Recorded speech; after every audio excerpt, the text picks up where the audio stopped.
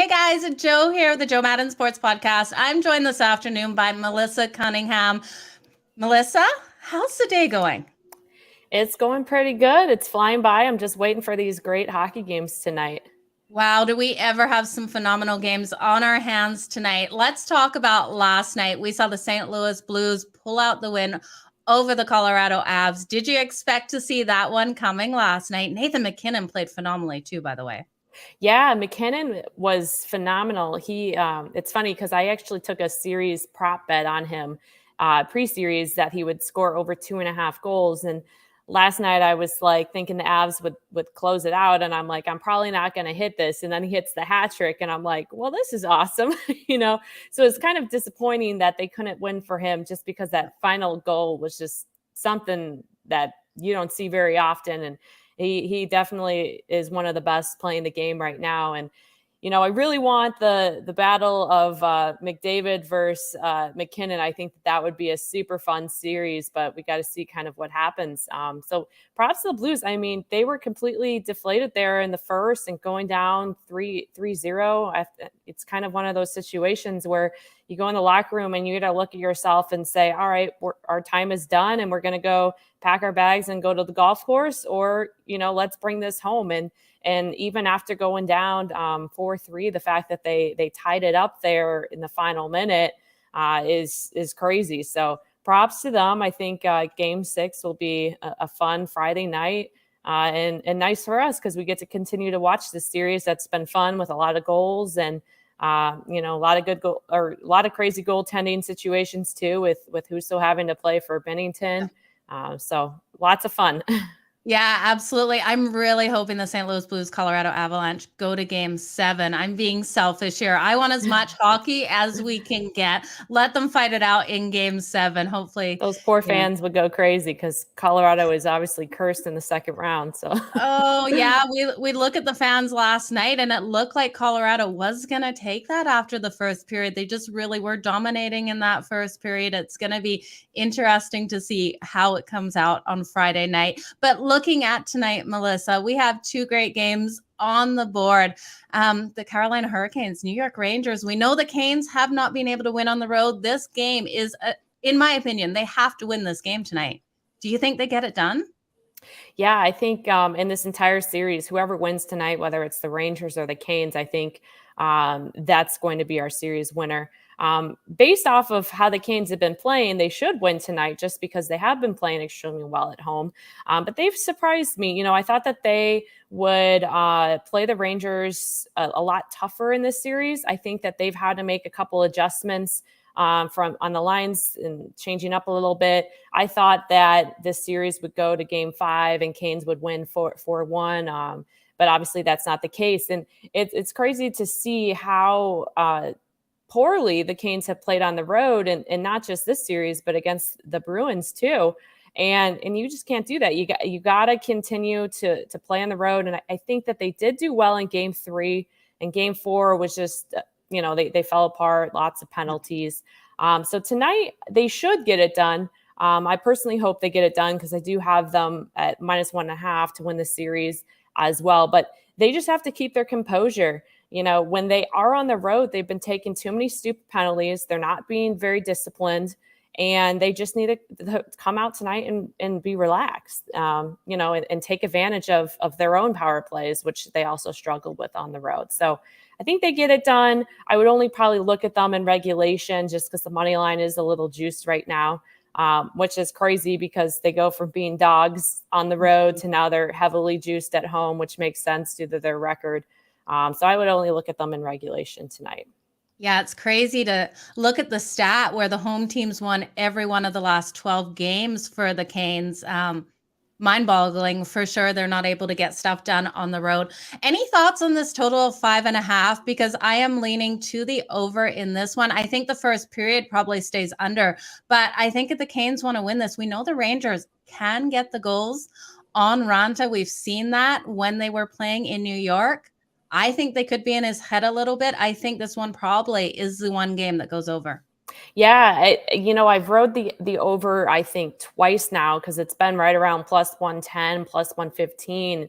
And it's interesting because both of those teams in round one their series were soaring over. And now we have two teams that are soaring under, and it's even adjusted to a 5 right now. If you want to go that route, with these two teams, I would think if the game were to go over, it would happen in Carolina versus in New York, because I think Igor stands on his head more in front of the home crowd. It's really going to be, when is he going to break and stop standing on his head? I think, though, for this to go, if you like the first period under, the best bet would be to, in the second period, live bet the over, because you're probably going to get it at a 3.5. And that might be better value as well. But yeah, that first period under isn't it like 3-1 or 4-1, I think, so far? Absolutely is. The Rangers just got the 2 goals in that one game in that first period. So blowing that over there. But I love that thought of live betting it when the first period hits that under, Melissa. Great way to take that. Now, don't break my heart here with the Calgary Flames and Edmonton Oilers. I kind of heard what you said on your last show. What are you thinking for this game? Because I'm a little bit of a homer with my Calgary Flames. But the Edmonton Oilers, are they finishing up the series tonight, Melissa? So I've been a huge Edmonton fan of this series. I think that we received excellent value of them at the beginning. I think that the books kind of disrespected them a little bit, just in regards to probably the Mike Smith effect. It was really, how is he going to perform? Is he washed up? Is he going to do well? But really, all eyes have been on Markstrom. And I think that the pressure is really starting to get to him. McDavid and Evander Kane, like, he just came out of nowhere and he's scoring in every game. It's like you need to have him at some point in one of your props, whether it's, scoring a goal or over 2 points. So I think if the Flames do want to win tonight, they're going to need to put up at least 4 or 5 goals. That's why I love the over 6.5 in this one, because I do think that Edmonton is still going to find a way to get at least 2 or 3 goals in this one. So if the Flames do win, I see potentially, a 5-3 finish, which will get us that over, or even maybe a 5-2. But right now, when I look at the game, I just go with who I think is more confident from a goaltending standpoint. And Markstrom is the big question mark right there. So getting the Oilers at plus money, I'll probably ride them again tonight, and then I'll take them again absolutely at home if this goes to 6. Yeah, it's going to be really interesting to see how Markstrom comes in, because in that last game, we all saw him pass to the Edmonton Oilers from behind the net. And I think that was the difference in that game. Like, right away, that gave Edmonton the boost, and it was downhill from for Calgary from there. That was within the first couple of minutes. Like, it just was not good. The one thing too is when Mike Smith made that, I don't even know where he was looking, and they scored from like center ice. That was crazy. Yeah, that was he was drunk or something.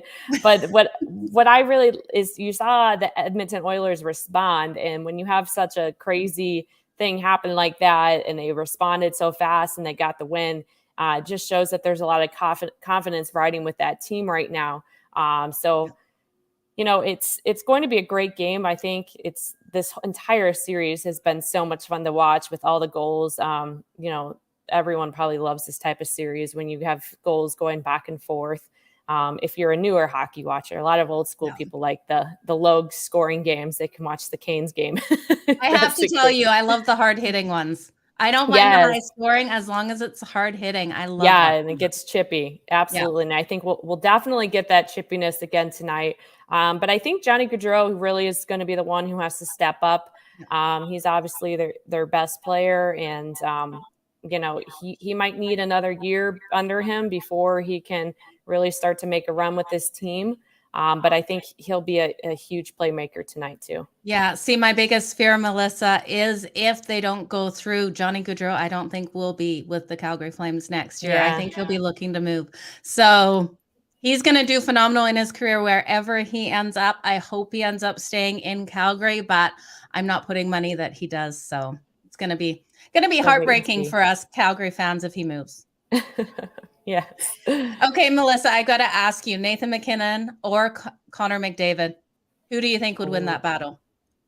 Just the two of them. Let's not take the other teams into effect. Who do you think is a better hockey player?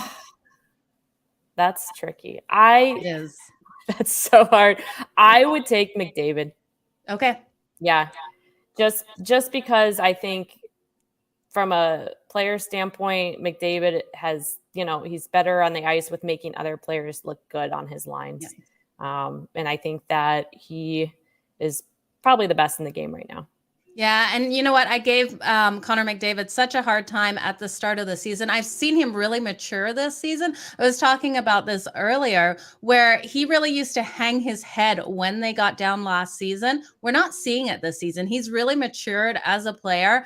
So I can't sit here and call him a crybaby anymore, which I wish I could, Melissa, but can't do that. Absolutely. Yeah. Yeah, he's definitely matured there, and I think you can see it too. Because Edmonton had a struggle in the season there, and the media was just completely crushing him. They were crushing Draisaitl, a lot of them, and they got through it. And now I think adding Evander Kane as a free agent, that really helped them in regards to scoring more, and he had his struggles too.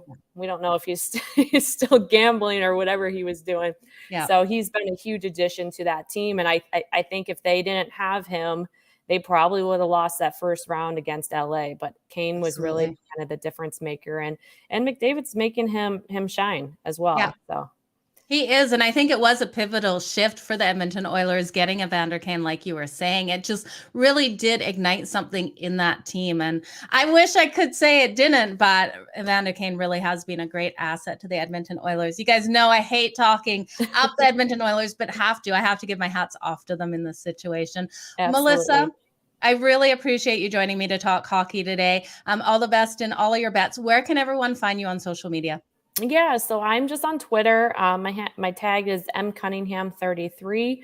I post all my daily plays that I'm personally betting, so we can ride or die together. So all the plays that I mentioned on this show, I'll have posted later as well. And then good luck to your Flames tonight, Joe. It's always stressful as a fan in an elimination game. It is. I just hope I don't cry myself to sleep tonight. So you'll be okay. Someone check on me if we lose. So that's all I'm saying. You'll be okay. I know I'll make it through. But Melissa, thank you so much. Appreciate your time and all the best. Thank you. Take care. Thank you. Bye, guys.